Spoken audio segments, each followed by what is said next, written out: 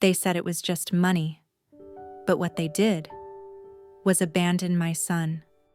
One Sunday morning, I found my 6-year-old sitting alone on the front porch, hugging his backpack like it was the only thing that hadn't betrayed him. My parents had dropped him off, without a word, without a call, because I refused to lend my little brother $30,000. He was 6. He thought he had done something wrong. I called. I begged for an explanation. You know what they said? You chose not to support your family, so we're done supporting yours. That's when I realized blood doesn't always mean love, and some betrayals don't come with yelling or slammed doors. Sometimes they come in silence, in a child's quiet confusion, in the sound of a car driving away.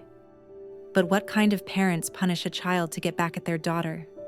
What kind of family draws the line at money, then pushes a 6-year-old across it? And what if I told you this wasn't the first time they crossed a line? Hi, I'm the mother of that little boy, and today, I'm here not just to share my story, but to be heard. Before I dive into what happened, can you drop a hi in the comments, or tell me where you're listening from?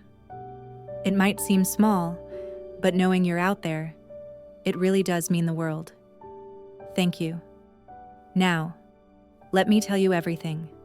My name is Rachel Carter.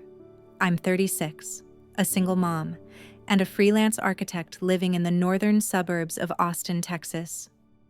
Our home is a 1-story, mid-century house tucked behind a row of old oaks, just big enough for me and my 6-year-old son, Aiden.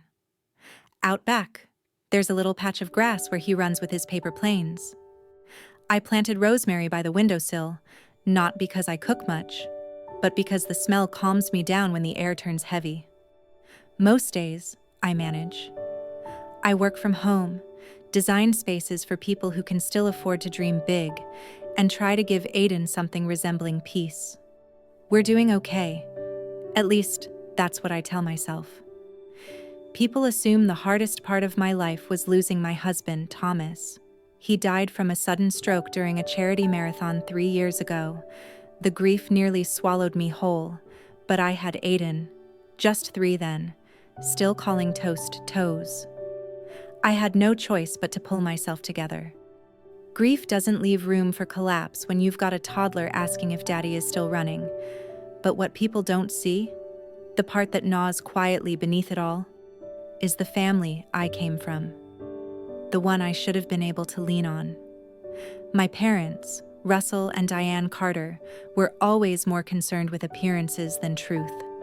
My dad was a cop for 25 years, the kind who speaks like he's still giving morning briefings.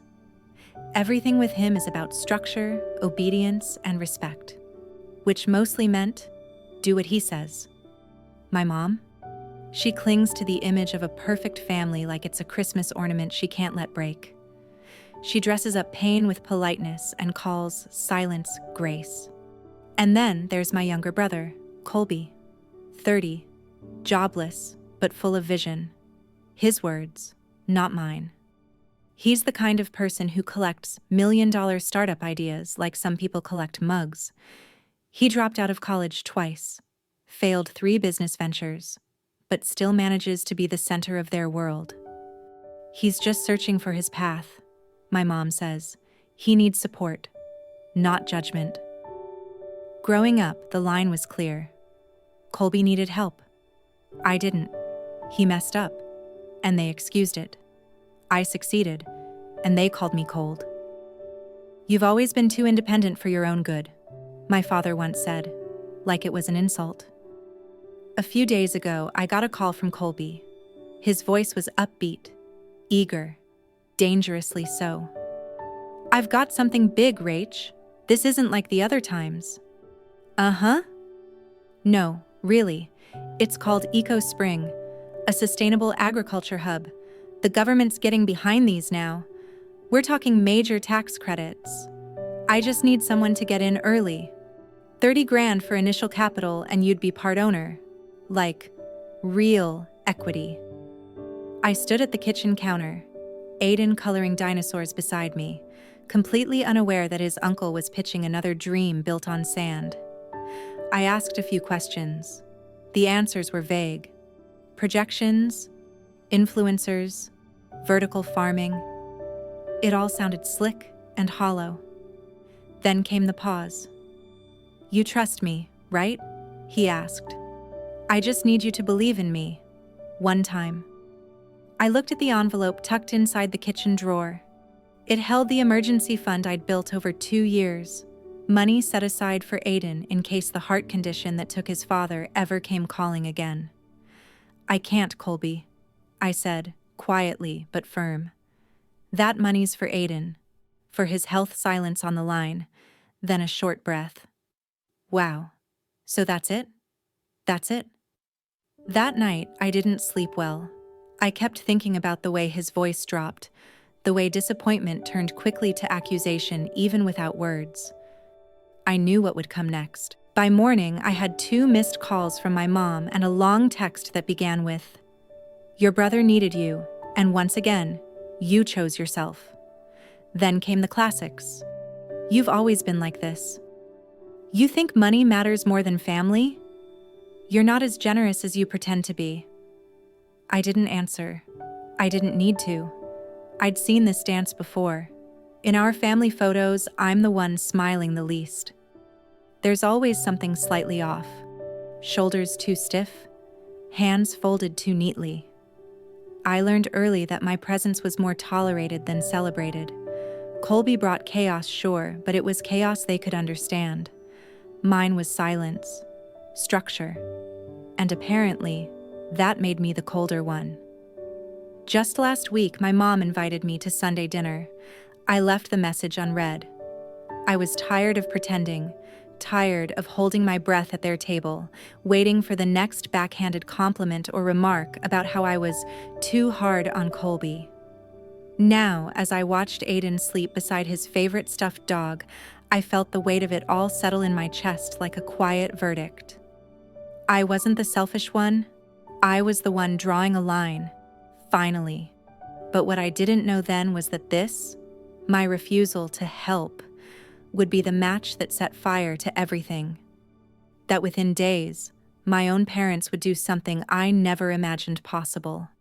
And that by the time it was over, I'd have to rebuild not just trust, but the very definition of family itself. 2 days passed in silence after I turned Colby down. Not silence as in peace, but the kind that hangs in the air like the moment before a tornado hits. I knew better than to think it was over. Our family never lets disappointment stay quiet for long. The first crack came through a text. I wasn't asking for charity, just a chance. No context, no greeting, just that. Then, minutes later, another. Funny how some people forget where they came from. That night, as I tucked Aiden into bed, my phone lit up again, this time with a screenshot. Colby had forwarded our conversation to our parents. Underneath it, he'd typed, "Tried again. She still thinks she's above us." The next morning, my father called. He didn't ask how Aiden was, didn't ask about work. His voice came through like gravel, coarse, deliberate. "Just heard what happened," he said. "You really said no? After everything your brother's been through?" "I said no because it's not a real investment, Dad," I replied calmly. "It's a fantasy, and I have to think about Aiden first." "You mean you have to think about yourself?" Then came my mother, on speaker. Her voice was sharper, like a knife wrapped in a napkin. "Colby's just looking for a way out, Rachel. He's been trying so hard. But of course you wouldn't see that. You never had to struggle." I bit the inside of my cheek. Struggle? You think losing Thomas wasn't a struggle? Raising a child alone? Building everything from scratch? Dad cut in. "This is just like that time you didn't talk to us for weeks after the funeral. We got stuck in traffic and you never forgave us." I didn't respond. My hands shook, but I kept my voice level. "You missed the burial, Dad, not just the service." And that was when something in me clicked. something cold and clear. From that moment on, I started recording our phone calls. Quietly. For myself. For memory. For clarity. I didn't know why exactly, only that I'd stopped expecting fairness and started preparing for proof. Later that evening, Aiden looked up from his grilled cheese and asked, "Why haven't we seen Grandma and Grandpa in a while?" I paused, knife mid-slice on his apple. "They're busy," I said. "Sometimes grown-ups need space too." He nodded solemnly, like he understood, but I could see the confusion in his eyes. That night, I got a message from my mom. "If you had any heart left, you'd know what to do." I stared at the screen, then typed back, "Love isn't something I can borrow from a bank." Dinner was quiet. We ate in near silence, save for the clink of forks. I found myself staring at the gallery wall in the dining room, the framed black and white photos of my childhood, family holidays, Colby holding his first bike. Without a word, I stood up, took each photo down and stacked them gently in a box. I didn't throw them away. I just didn't want them looking at me anymore. The next morning, another text arrived. From my mother. "Colby still calls Aiden his nephew. He loves that boy. Think about that."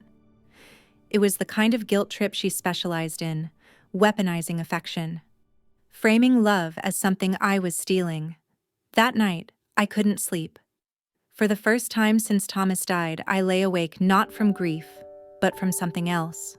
Anxiety, anger, a sense of being unmoored, like I was floating somewhere between betrayal and disbelief. But it wasn't over. The next afternoon, a package meant for Aiden arrived, one of those automated toy catalogs with his name handwritten on the front. I opened it, and inside was a birthday card with no return address. It read, "Hope your mom learns to be less stubborn. Love always, your family." No name, but I knew who sent it. Then came the final twist of that week. A Venmo notification that popped up while I was scrolling my email. It wasn't mine. It was an old shared account I'd once used with Mom when we planned Thomas's memorial. A payment, $5,000. From Diane Carter to Colby C87, labeled, "Keep going. We believe in you." So they had the money. They just didn't want to give it to him quietly. They wanted me to be the one who bent. So they could say, I had changed. So they wouldn't have to admit they had. I sat down at the kitchen table, staring at the screen. Aiden was in the other room, humming while he built towers out of Legos. The innocence in his voice made my throat tighten. I could feel it now. The line wasn't cracking anymore. It had split, and I wasn't going back to patch it. It was a Tuesday afternoon when my phone rang. I was reviewing client sketches in my home office, the windows open to let in what little autumn breeze Austin could still offer. The number on the screen was from Aiden's elementary school. My heart immediately dropped. Those calls only come when something's wrong. "Ms. Carter," the receptionist said, her voice tense. "We noticed Aiden wasn't picked up by his usual guardian, and we couldn't reach you to confirm the change. The sign-out sheet lists your parents. Is that correct?" My breath caught in my throat. "What?" I asked, standing so fast I knocked my coffee over. "What time did they pick him up?" "About an hour ago. The paperwork looked legitimate, a copy of an older authorization we have on file. We assumed it was pre-approved." I didn't even respond. I ran to the file cabinet in my bedroom, yanked open the bottom drawer, and dug through the folders until I found it. The old power of attorney I'd signed during a health scare 2 years ago, just in case. It had expired over a year ago. They weren't supposed to have a copy anymore. I had told the school months back that all guardianship ran through me. They used it anyway. I called my mom. No answer. I called my dad. Straight to voicemail. "Colby?" Nothing. I tried again, and again, and again. Every ring that ended without an answer felt like a countdown I couldn't stop. I didn't know where Aiden was. I didn't know if he was safe. And the fact that it was my parents, the people I grew up believing would never harm a child, made it worse. By 7:13 p.m., I was sitting on my porch, phone in hand, barely breathing, when a call came in from an unfamiliar number, a local church. "Ms. Carter, this is Pastor Harper. We believe we have your son." Those words sent a wave of nausea through me. He was found sitting on the front steps of our chapel. A kind woman coming in for choir practice saw him. Small backpack, no adult in sight. He said his name was Aiden Carter and that he was waiting for someone to come get him. I arrived within minutes. Aiden was curled up on a church pew, his tiny backpack tucked under his arm, holding a stuffed raccoon and a half-empty water bottle. His eyes were swollen, his voice was dry. "Mama," he whispered when he saw me.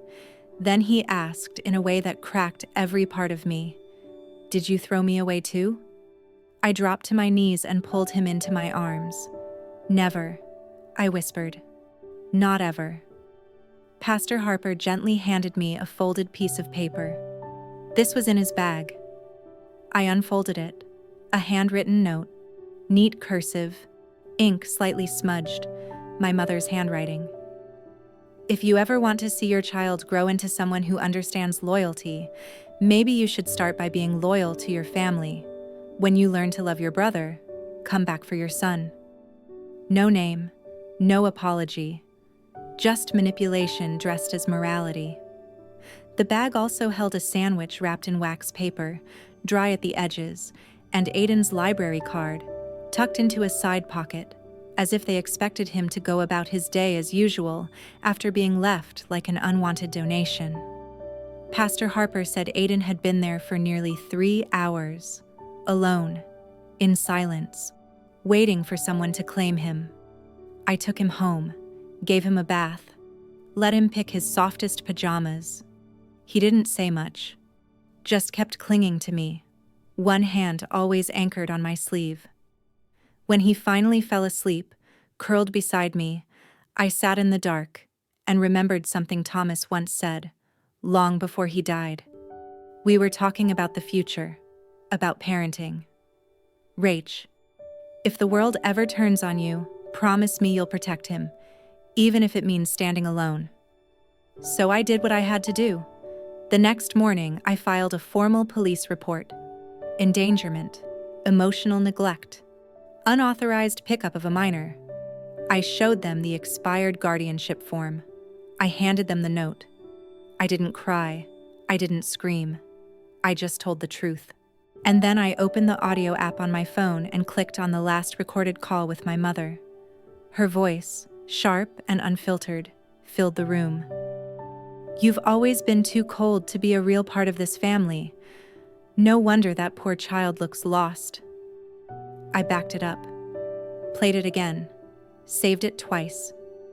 Not because I wanted revenge, because I wanted a record. Aiden deserved better than gaslighting and guilt masquerading as love, and I wasn't going to let that note be the last word. The line had already split.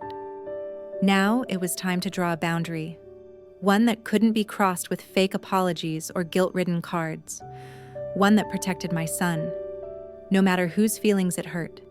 It started with a single email. No subject line, no name, just 6 words that clawed under my skin. "Check EcoSpring before it's too late." At first, I thought it was spam, maybe someone fishing for clicks or drama. But something about the timing, about how direct it was, wouldn't let me brush it off. I stared at it longer than I should have, rereading the sentence over and over until the words stopped making sense. Then I hit reply. Nothing. The email bounced back, sender address deleted. Something inside me shifted, so I called a contact, an old friend of Thomas's, now a private investigator. Told him I needed someone to look into a startup called EcoSpring. He didn't even blink. "Give me 48 hours. 2 days passed. In between, I tried to act normal. Took Aiden to school, met a client about a renovation in South Congress, forced myself to reply to emails. But my mind kept drifting back to that message, to the look on Aiden's face when he whispered, "Did you throw me away too?" When the investigator finally called back, he didn't open with small talk. "You're not gonna like what I found." EcoSpring wasn't real. Not legally. Not financially. The LLC on file led to a fake address in Nevada. The Eco Campus pictured on their website was just a rebranded aerial shot from a farm in Finland. Their tech partner had no online presence beyond stock photos and a LinkedIn page created 6 weeks ago. It was a shell, a clean, hollow con. And then came the gut punch. Colby had used our parents' house as collateral. He convinced them to take out a second mortgage, $150,000, and invest it into what he called a ground floor sustainability miracle. The money? Already gone, transferred through layers of crypto wallets, some traceable, most not. The PI sent me screenshots. One stuck with me. A Slack message from inside EcoSpring, likely leaked. "My sister's stubborn, but they're good for $150,000. Working on her next." My fingers went cold. I scrolled further. A flyer sent to local churches and community centers, Colby smiling next to a man labeled as co-founder. I looked up that man's face. He wasn't a founder. He was Daryl Luxton. Indicted 3 years ago in Ohio for running a fake biofuel company that cost retirees their life savings. I sat there, in my kitchen, with Aiden coloring at the table across from me, trying to reconcile the brother I used to read comic books with, and this stranger scamming old people and pitching Ponzi schemes in places of worship. I dug deeper into Mom and Dad's finances. There it was, a $25,000 transfer from my mother's checking account to D. Luxton. I stared at it until my eyes blurred, and worse, my parents knew. The next twist came from the neighborhood group chat, of all places. A neighbor named Karen posted, "Wow, just heard Rachel went in with Colby on that EcoSpring deal and is now turning against him. Sad to see family tear each other apart." I messaged her privately, asked where she heard that. She said, "My Mom Tham told her." Over coffee, said I, panicked after investing and tried to make it look like Colby's fault. I wanted to scream. Instead, I saved the screenshots. Then I visited my parents' house, quietly, on a weekday. I didn't go in. I just sat in the car across the street and stared at the house I grew up in. The porch swing Dad built. The flower boxes Mom used to water every Sunday. All of it now tainted by lies, loyalty turned lethal. This wasn't a mistake. They weren't victims of Colby's charm. They were complicit. They gambled everything on the son who always needed saving, and nearly dragged me and Aiden down with them. In the moment, all I could think was, if I hadn't said no, if I'd trusted them just once more, would Aiden be curled up next to me tonight? Or would he be another pawn in this web of loyalty and deceit? I closed my eyes and whispered to myself, "Not again." This time, I wouldn't wait for the damage to spread. I would pull the plug before the entire house of cards came crashing down, on my son's future, on my sanity, on everything I still had left to protect. The office smelled like fresh linen and unease. Patricia Greer's firm was nestled in a quiet corner of downtown Austin. Modern, neutral walls, large windows, the type of space that tried to make legal proceedings feel less clinical. But nothing about today would feel neutral. Nothing about this meeting was meant to soothe. I had scheduled the appointment 2 days ago, after the final puzzle pieces of Colby's scam locked into place. Now, it wasn't just about emotional betrayal, it was about criminal negligence, about child endangerment, about protecting Aiden before the damage became irreversible. I brought everything: printouts, screenshots, Bank records, emails, the recording of my mother telling me I was too cold to be a real part of this family, and Aiden's drawing. A tree with a broken trunk and a single sprout growing stubbornly from the crack. That drawing I placed at the center of the conference table. Not for them, for me. A reminder of why I was here. My parents arrived separately, 10 minutes late, dressed like they were headed to church. My father wore his navy blazer, slightly frayed at the cuffs. My mother clutched a worn leather handbag like it might shield her from what was coming. Colby didn't show. Patricia began the meeting without him. "I've invited you here today as counsel to Ms. Rachel Carter," she said, voice steady. "The contents of this meeting are documented. We'll be discussing evidence of financial misconduct, possible complicity, and the emotional and legal implications regarding a minor child, Aiden Carter." My mother scoffed at the formality. "Rachel, really? Lawyers now?" I kept my tone even. "I'm not here to argue. I'm here because I won't let silence cost my son his peace of mind." I handed over the evidence packet, pages clipped neatly, each document labeled. They skimmed at first, then stopped cold. My father's hand trembled slightly as he flipped to the page showing the wire transfer to D. Luxton. My mother's face flushed red at the email excerpt from Colby. "Still trying to squeeze money from my sister. Might get more if I dangle Aiden." Patricia leaned forward. "We have evidence linking Colby to a known scammer. The funds from your home equity loan are traceable to shell accounts. If federal authorities become involved, and you are seen as knowingly aiding him, you could face charges as accomplices." My father tried to protest. "We didn't know it was fraud," Colby said. Rachel cut in. "I'm done protecting people who gamble with a child's safety. You signed papers. You made transfers. You defended him even after he abandoned Aiden on a church doorstep." My mother's voice cracked. "We thought you'd forgive him like always." "I don't need conditional love anymore," I said quietly. "Not for me. And never for Aiden." Dad reached for his pack of cigarettes but didn't light one. Just tapped the box nervously against the table, a small human tell that he was unraveling. Patricia slid a document forward. "This is a proposed agreement, supervised visitation only. All contact must be approved and monitored by a licensed therapist or child welfare officer. Additionally, you agree to cooperate with any investigation involving Colby and provide full transparency of all financial records." My mother looked at the paper like it was a betrayal. "You're going to humiliate your own family?" she snapped. "Is that really what you want? To have people think we're monsters?" I didn't answer right away. I reached into my bag and pulled out Aiden's drawing. "This," I said, laying the picture on the table again, "is what your actions nearly broke. He drew this the morning after he was abandoned. He called it the tree that won't fall again."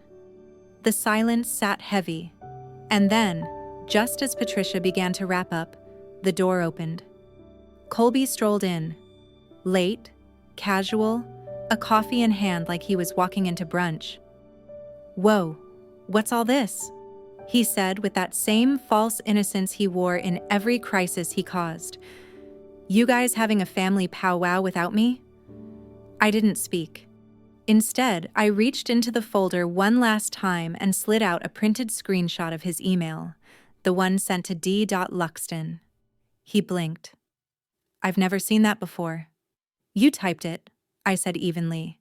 "Your email, your timestamp, your betrayal." Colby laughed, but the sound was thinner now. Forced. Patricia stood. "Mr. Carter, you'll receive a formal notice. From this point forward, any communication with my client will go through this office. You'll also be contacted by investigators."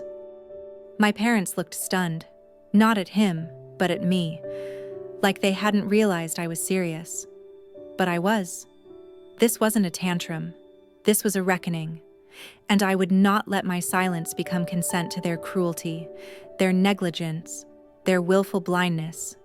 If I stayed quiet now, I might as well have opened the church door and left Aiden there myself. No more silence. No more excuses. This time, I was speaking. For both of us. The knock on the door that morning wasn't loud, but it was final.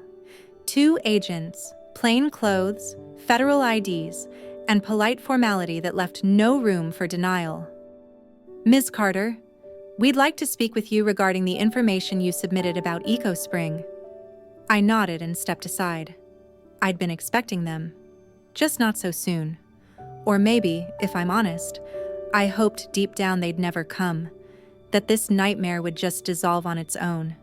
But truth has a habit of showing up whether you're ready or not.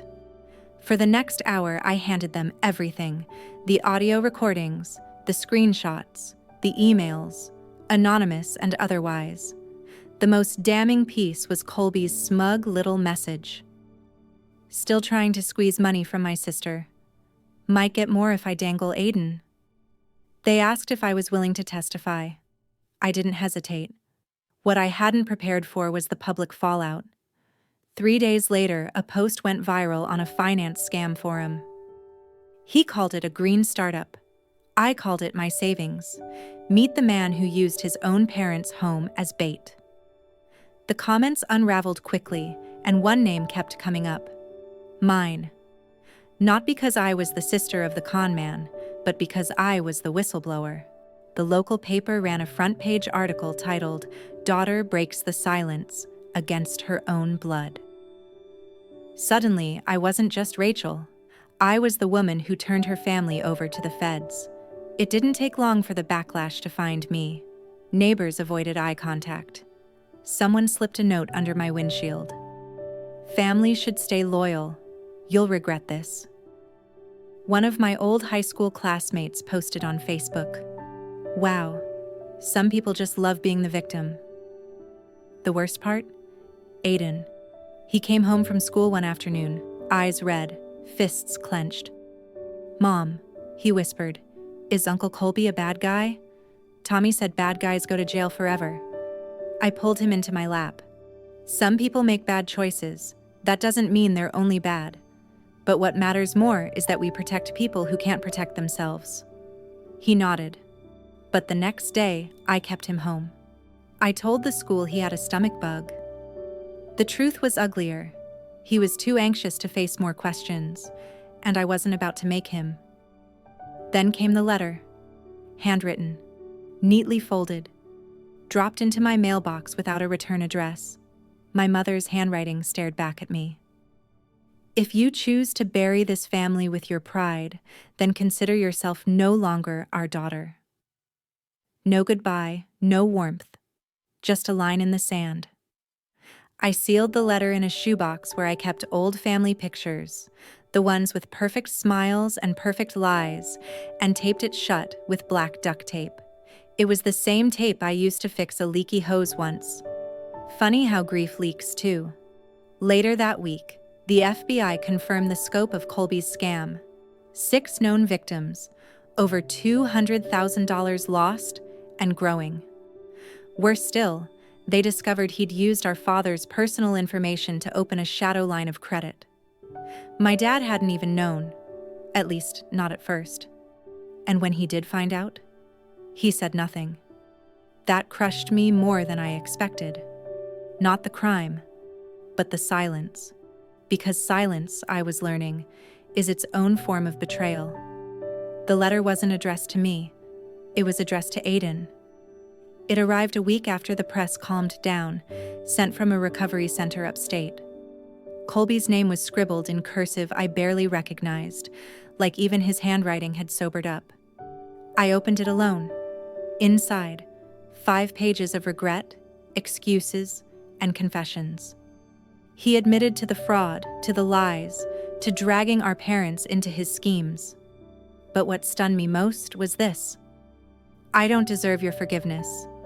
But one day, if Aiden grows up and asks about me, I hope you'll tell him I was sorry." I folded the letter carefully and placed it in the same drawer where I kept the evidence binders. Aiden wouldn't see it. Not now. Maybe not ever. That night, Travis dropped by. My late husband's best friend, still protective, still carrying the ghost of Thomas in the way he looked at Aiden. He sent a letter, I told him. Don't read it twice, he said, and don't let it change the facts. He wrote to Aiden. Travis sighed. Rachel, no one's required to forgive someone who's still hurting them. I thought I agreed, until Aiden, curled up next to me at bedtime, asked, Mom, if someone who is mean says sorry, like really sorry, should we still not like them forever? I blinked back tears. Why do you ask that? He shrugged. I don't know. I had a dream Uncle Colby planted a tree, said it was mine. That image haunted me more than any letter. A tree. Of all things. Aiden drew it the next morning. The same broken tree from before, but now there was a tiny seedling beside it. He wrote in crooked letters underneath, Even broken things can grow again. I remembered something Thomas once said after a miscarriage scare. Our kid will be brave because you're brave. You're the kind of person who keeps going, even with a cracked heart. I didn't cry when I reread Colby's letter the second time. That surprised me. Instead, I picked up a pen and started writing in a new notebook. The first sentence. I'm not forgiving you today, but I'm not locking the door either. A week later, I stood before Patricia Greer again. She asked if I wanted to testify publicly in Colby's trial. I agreed, but insisted my son's identity remain protected. No cameras, no names, no headlines dragging him into a world he didn't ask to be born into. She nodded. Understood. You're doing the right thing. I wasn't sure what the right thing was anymore, but I knew this. The truth had come out. The storm had passed. And now I'd plant something of my own. Something that might not bloom for years, but at least had a chance to. The federal courthouse wasn't as grand as I imagined it would be. It felt cold, clinical, almost. Like a place where stories go to be stripped down into facts. I wore black. Not because I was in mourning, though maybe, in a way, I was. I stood beside Patricia, my attorney, as the courtroom slowly filled. Colby entered through the side door, dressed in a beige detention uniform. He wasn't in shackles, but he looked like someone who'd been broken from the inside out. Hollow cheeks, dark eyes, thinner than I remembered. I didn't feel anger when I saw him, just a stillness I couldn't explain. The prosecution laid out the details: fraudulent startup, fabricated documents, falsified investor records, wire fraud. I confirmed the recordings, emails, and crypto transfers. When they asked about the money traced from my parents' account to a digital wallet in another name, I simply nodded and said, yes. I tracked it myself. Then something unexpected happened. My father stood. He was trembling, voice hoarse. Your Honor, I knew what he was doing, he said, but I thought maybe if he had the money, he'd turn it around, fix it before it got worse. There was a pause in the courtroom, heavy, suffocating. I stared at him, stunned, not because he had lied, but because he'd watched us burn and still held the match. When it was my turn to speak, I reached into my purse and pulled out Aiden's sketchbook. I'd tucked it there that morning like a charm. His latest drawing was of a large oak with roots so deep they broke through the page. I took the stand and looked right at Colby. For the first time, I didn't feel rage, just absence, like whatever part of me he used to hold had finally let go. When opposing counsel asked, Ms. Carter, do you wish to amend or withdraw any of your statements? I shook my head slowly. I can't take back what my son lost. The judge didn't waver. 5 years probation, compulsory rehab, and 1,000 hours of community labor. The defendant will also be restricted from initiating any financial ventures without oversight for the duration. Colby cried. Silent tears. Not a plea for sympathy, more like a confession to the universe. The judge glanced at me again. Ms. Carter, you didn't refuse forgiveness out of vengeance. You refused because love sometimes requires distance. As the gavel fell, Colby asked through his attorney for one thing: a final visit with Aiden. Just one. I declined. But I handed Patricia an envelope. Inside, a note. Forgiveness isn't owed, it's earned. For now, stay away. My father lingered at the back after everyone else left. He approached slowly, like a man walking through rubble. He stopped a few feet away from me. I'm sorry I stayed quiet, he said, but I know I've lost the right to ask for anything now. Then he turned and walked out alone. 2 weeks later, the moving truck rolled into a quiet cul-de-sac lined with golden maples and freshly painted fences. Our new home wasn't fancy, but it was safe, uncomplicated. The past was no longer welcome here. I finalized the transfer papers, cutting legal ties with my parents and the family estate. Aiden was enrolled in a new school, and I filed the official guardianship paperwork. If anything ever happened to me, Travis and his wife Jenny would raise Aiden. We celebrated with pizza and ice cream in their backyard, the four of us under string lights and paper lanterns. It's not because we're scared, I told Aiden gently that night. It's because we trust people who love you the right way. He nodded, then hugged Jenny like he'd known her forever. In therapy, I finally let the words out. I don't hate them anymore, I told my counselor. I just don't want Aiden to grow up thinking love should hurt that much. While unpacking boxes, I found an old leather notebook, Thomas's. The last thing he ever wrote to me was scrawled in ink on the inside cover. If anything ever happens to me, live kind. But don't be a martyr. I smiled through the ache. Aiden had redrawn the tree again. This time, it stood tall and vibrant, with birds nesting in the branches. I framed it. It now hangs above our dinner table. Together, we created something called The Things We Grew From box. Inside it, we kept letters, old family photos, bits of childhood, even the painful things, because hiding them wouldn't make them disappear. But remembering how we survived? That's where the healing begins. Travis hugged me one afternoon and said, "You didn't choose the easy path, Rach, but you chose the right one." Then came a card in the mail from Pastor Harper, the same man who sheltered Aiden when he was left behind. Sometimes love is fierce.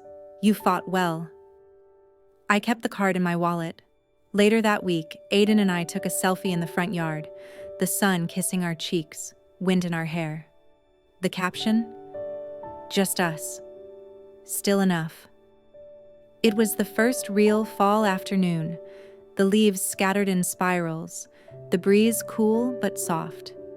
Aiden and I walked to the park near our new house. He had a vanilla cone melting too fast in his little fingers. I had a coffee I'd reheated 3 times already. We didn't talk about the past anymore. Not much. That day, he asked if he could take swim lessons, and then if I'd let him help cook dinner sometime. We passed a big family on a picnic blanket. Grandparents, uncles, toddlers. I watched them with no bitterness, no envy, just quiet acceptance. I had my family right beside me. Then Aiden bent down to pick something up from the grass, a tiny, pale seed. "Let's plant it, Mom," he said, eyes lit up. "Maybe something cool will grow." I smiled. "Okay, but remember, you'll have to care for it, even when it doesn't seem like it's growing." He nodded like I'd just told him a great secret. I watched him dig a little hole in the corner of our garden when we got home, his hands gentle, deliberate, like the soil was sacred. And for a moment, I remembered being a little girl, standing in a park, wishing my dad would take my hand. Now I was holding my son's, and it felt more than enough. As we sat on the bench later, Aiden asked, "Where does the wind come from, Mom?" I looked out toward the sun and said softly, "From places you don't have to go back to." That night, I wrote one last sentence in my journal, the one I'd started after the trial, the one where I kept track of every step forward. Peace isn't given, it's built, sometimes from ashes. And this time, I believed it. Sometimes, the hardest journeys teach us the deepest truths. Family isn't always about blood or shared history. It's about who stands by you when the world turns away. Healing takes time, and forgiveness doesn't mean forgetting. It means choosing peace over pain. In the end, the strongest love is the one that protects without conditions, that holds without hurting. Thank you for listening and sharing this space with me. If my story touched you, please leave a comment, follow, and subscribe. Your support means everything.